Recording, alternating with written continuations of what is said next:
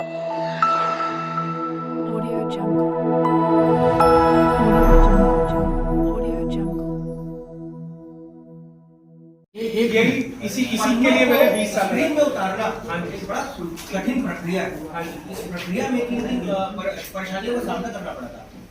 परेशानी एक्चुअली क्या होता है कि जैसे अब आपने देखा होगा जब हम क्रिकेट खेलते हैं या कोई खेल खेलते हैं और हमारी चोट लग जाती है, थक जाते हैं, उसके बावजूद भी हमें मजा आता है। तो ऐसे ही डायरेक्शन का है, जैसे आप लोग हैं, आप लोग बारिश हो, तूफान हो, कितनी भी तकलीफ होती है, पत्रकार हम लोग घर में होते हैं।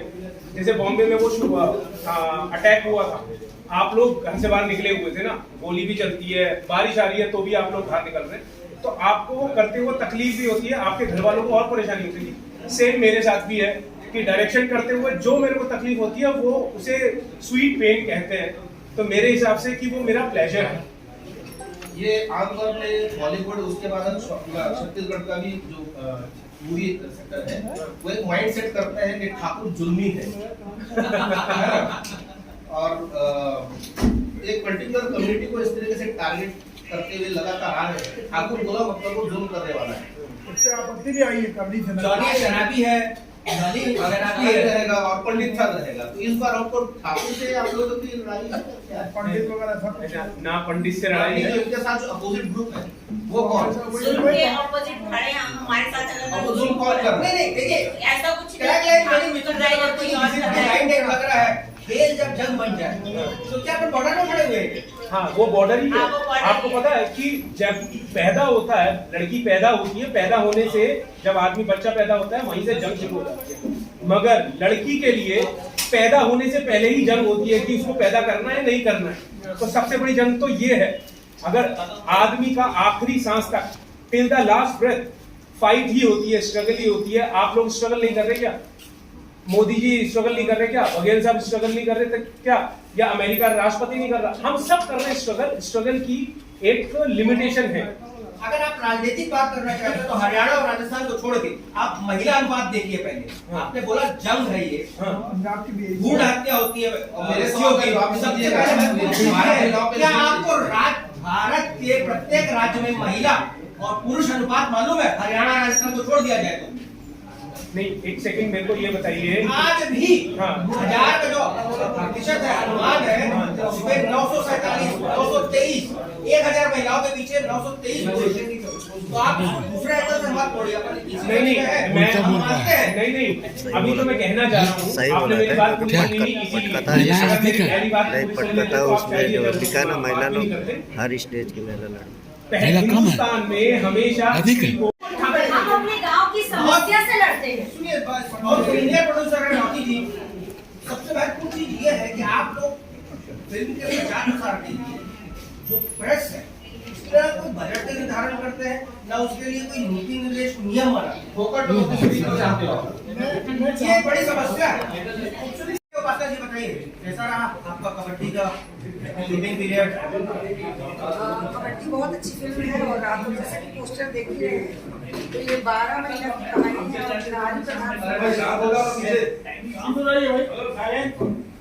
ये महिला प्रधान फिल्म है। 12 महीना की कहानी है और महिला और पुरुष के बीच में कबड्डी है। तो ये फिल्म आप लोग समझ सकते हैं बहुत अच्छी बनी है और शूटिंग के दौरान हम लोग को काफी मजा भी आया था।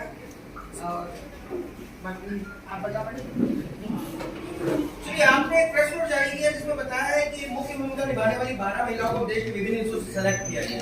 जी जी क्या कबड्डी के महिला खिलाड़ी छत्तीसगढ़ में उपलब्ध नहीं थे या उनमें अदाकारी की क्षमता नहीं थी? तो क्या आपको मालूम हुआ छत्तीसगढ़ ओलंपिक चल रहा है, पिछले साल भी इसका आयोजन हुआ था। क्लस्टर वाइज जिले स्तर पे, संभाग स्तर पे, राज्य स्तर पे इसका आयोजन होता है। कबड्डी इसका मुख्य अंग है। छत्तीसगढ़ ओलंपिक में कबड्डी एक मुख्य अंग है। तो क्या आप लोगों को ऐसे महिला खिलाड़ी नहीं मिले छत्तीसगढ़ से, तो आपको छत्तीसगढ़ से बाहर की महिलाओं को चुनना पड़ा? इसका जवाब मैं देता हूँ आपको कि सब खिलाड़ी होना और आर्टिस्ट होना दोनों में एक छोटा सा फर्क रहता है। हमें ऐसे आर्टिस्ट चाहिए थे जो कबड्डी खेल को अच्छे से प्रेजेंट कर सके और हमारे पास अच्छे अच्छे आर्टिस्ट हैं बहुत सारे छत्तीसगढ़ में और हमने उनमें से कोशिश भी की थी।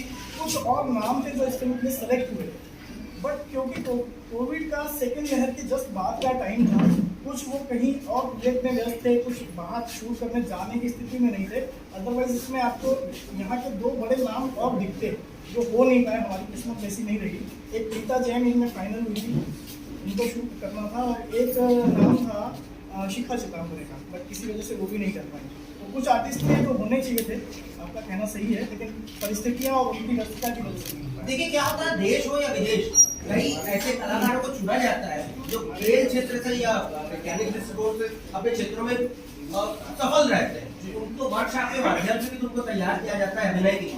तो क्या ये संभावनाएं नहीं बनती थी? बिल्कुल बनती है, लेकिन जब आप सिनेमा देखेंगे ना सर, तो सिनेमा में आपको चाहिए हुए एकदम मंजे हुए आर्टिस्ट। जब एक अच्छी फिल्म की आप कल्पना करते हैं तो आप चाहते हैं कि जब वो पर्दे पे उस किरदार को उकेरे तो वो खिलाड़ी से ज़्यादा प्रॉम्प्ट और परफेक्ट दिखना चाहिए। कोशिश यही है कि सारे जगह पे जो हमने आर्टिस्ट लिए हैं वो परफेक्ट लगे। दासवानी जी, आपकी महू वाली ब्लॉक, लैला टिप्पा ब्लॉक, किराइन और देसी ब्लॉक, ये कबड्डी ऑलरेडी बन चुकी है, हिंदी में भी कोई कमाल नहीं कर पाई। फ्यूज बल्ब का झालर लेके क्या सोच रहे हैं छत्तीसगढ़ डब करके, ये कोई नई पिक्चर? आपसे जानना चाहूंगा सर, फ्लॉप और हिट का आपने क्राइटेरिया क्या है? सर अगर लैला टिप्पा छत्तीसगढ़ के सिनेमा घरों में 100 दिन तक चलती है, आप उसको फ्लॉप मानते हैं, तो मैं उसका क्राइटेरिया आपसे चलना और चलाना, यहाँ तो लोग जन्म दिवस में फोकट में फिल्म देखो भी चलाते हैं। आपने शायद फिल्में देखी नहीं है, आप जिनकी बात कर रहे हैं लैला टिप्पा छलम मेरे करियर सबसे अच्छी फिल्म मानती हूँ। नहीं क्योंकि उसमें मैं किरदार हूँ, माँ की भूमिका निभाई हूँ। आप फिल्म उठा के देखो, उसमें हर किरदार ऐसा रहता है कि यही बाप होना था, यही माँ होना था, यही हीरो यही हीरोइन।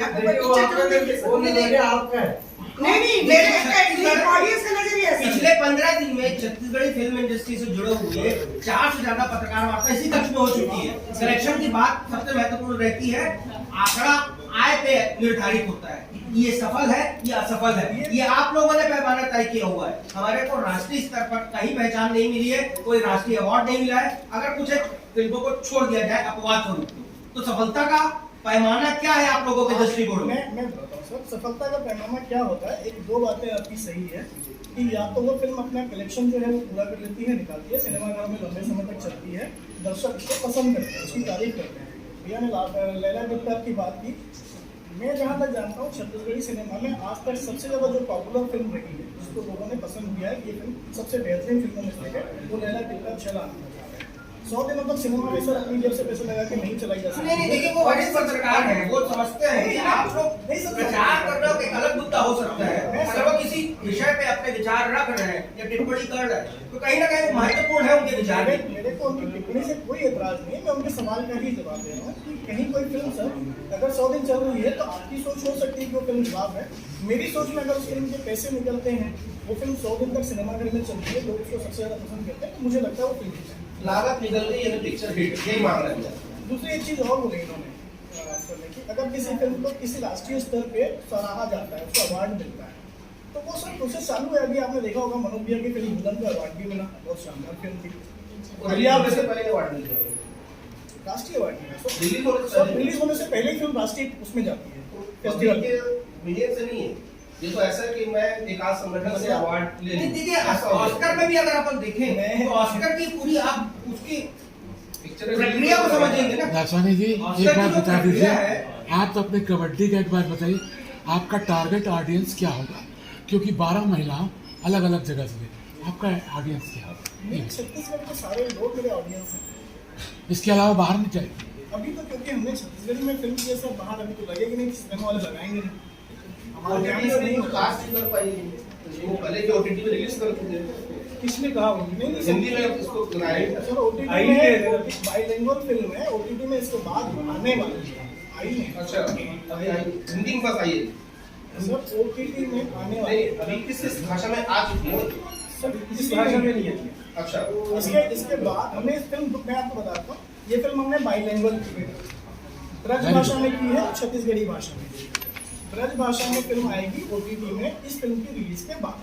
चलिए आप ये बताइए, अक्षिता जी नाम है शायद आपका, अक्षिता जी, तो आप मुख्य भूमिका में भी है।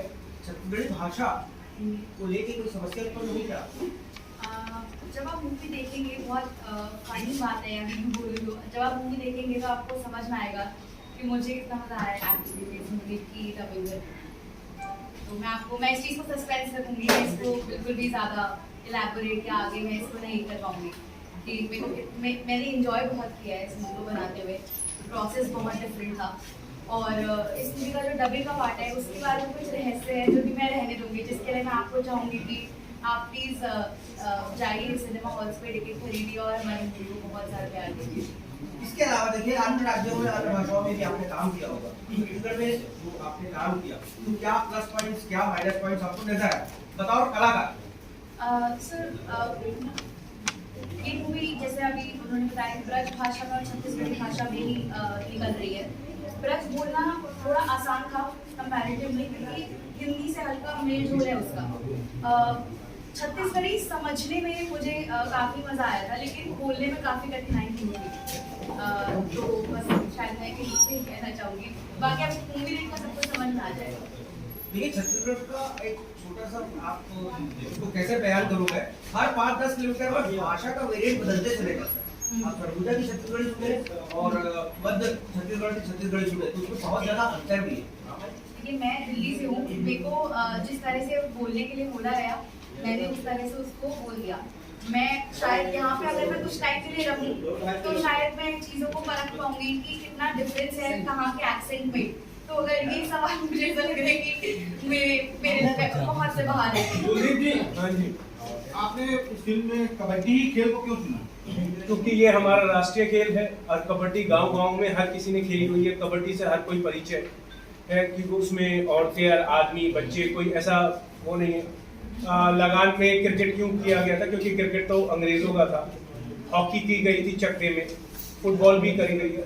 कबड्डी हमारा खुद का गांव और शहर सब जगह खेला जाता है, स्कूल में भी नियम भी हम खुद निर्धारित करते हैं। उसमें कोई ऐसी प्रक्रिया नहीं है कि हम कितने खिलाड़ी रख रहे हैं कितने नहीं रख रहे हैं। तो ये अपना खेल है, भारत का खेल है, इसलिए कबड्डी बना। आपने खेली है सर कबड्डी? कितने ड्यूरेशन लगा, कितने दिन लग गए, कितना समय लगा पूरी तैयार करने में स्क्रिप्ट वगैरह? स्क्रिप्ट की बात कर रहे हैं तो स्क्रिप्ट में तो मेरे को 10 साल लगे थे। टोटल शूट आउट कितने दिनों में हुआ? शूट आउट अच्छा शूट ओके बोलिए, ये तो ऑलरेडी एक नया कंसेप्ट